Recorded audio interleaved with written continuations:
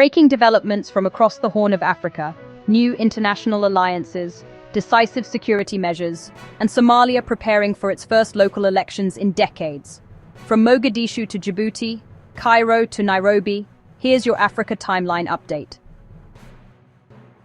The European Union and Egypt are joining forces to call for greater international support to strengthen stability in Somalia. At a joint conference, both sides emphasized that lasting peace in Somalia depends on global cooperation and the involvement of new donors. The EU praised Egypt's plan to contribute troops to the African Union Support and Stabilization Mission in Somalia, known as AUSM, after signing a defense protocol with the Somali government late last year. Egypt's foreign minister, Badr Abdelhadi, confirmed that the deployment was made at Somalia's request and with the approval of the African Union Peace and Security Council.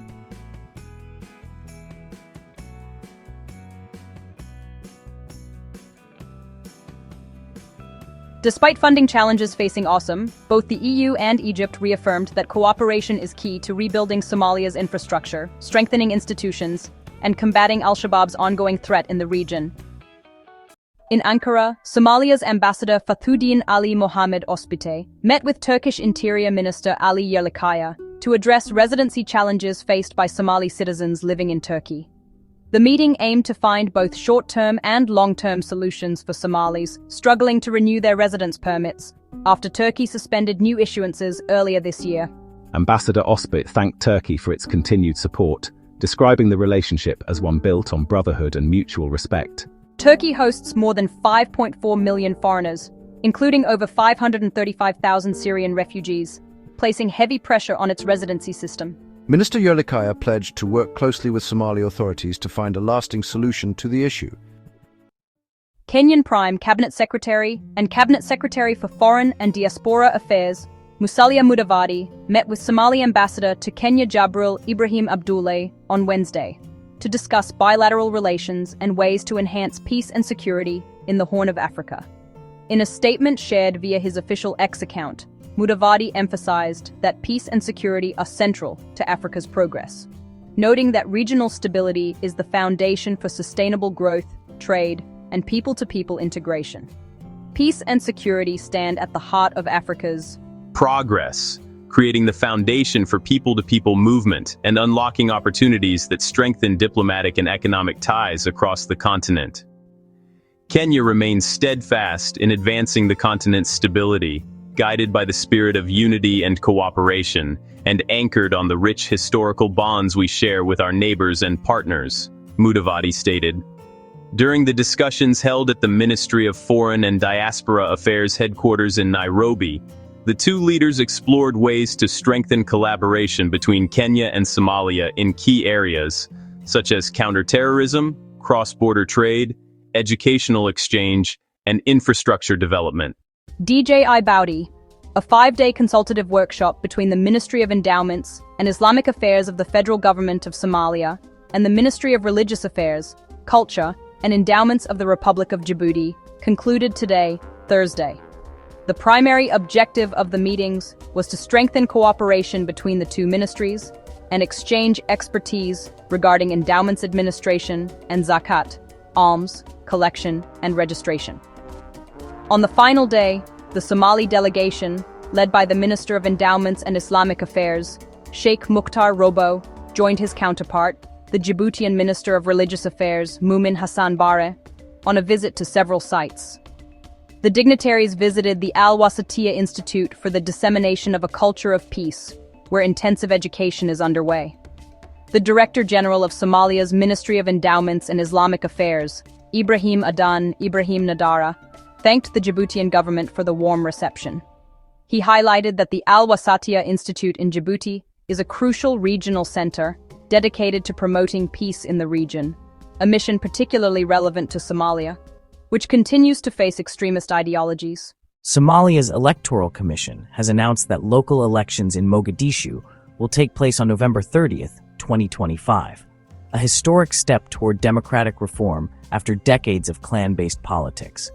Commission Chairman Abdikaran Ahmed Hassan confirmed that over 918,000 citizens have registered to vote, with 69% being youth aged 18 to 34.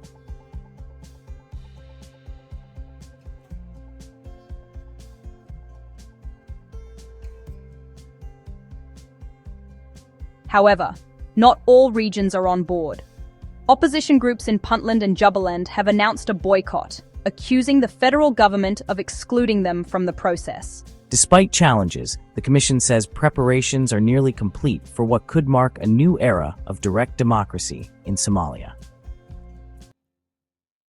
In Jeddah, the water ministers of Bahrain, Saudi Arabia, and Somalia met to discuss expanding cooperation in water management, desalination, and sustainability projects.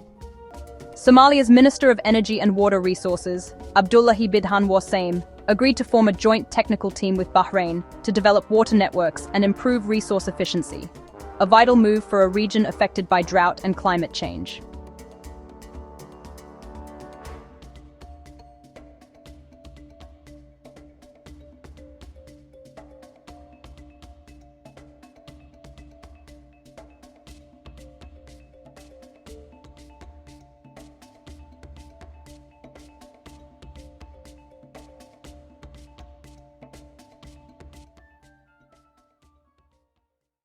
The International Organization for Migration has warned that Ethiopia, Somalia, and Eritrea remain the main sources of irregular migration in the Horn of Africa.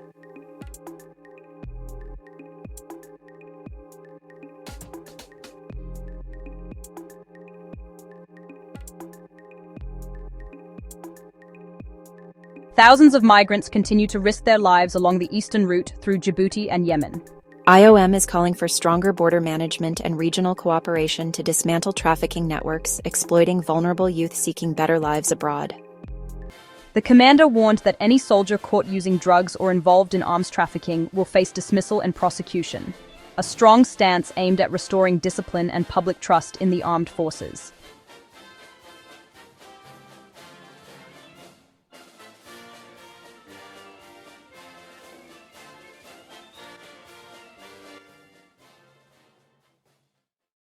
Friday, October 24, 2025. The United States carried out airstrikes last night in the Balad stream, where ISIS fighters are still holed up. A security source in Puntland confirmed that the airstrikes targeted fortified caves where members of the Airstrikes group were hiding, who were trapped in the Balad stream. The areas targeted were Hayes, Barakala, and Maragade, all located in the Balad stream, where Puntland Defense Forces surrounded the targeted groups. Security officials say that the forces launched a ground attack on the areas hit last night in the early hours of this morning to ensure that no members had escaped or were regrouping. The reports add that the operation is still ongoing, with efforts to clear areas suspected of still being held by the ISIS group.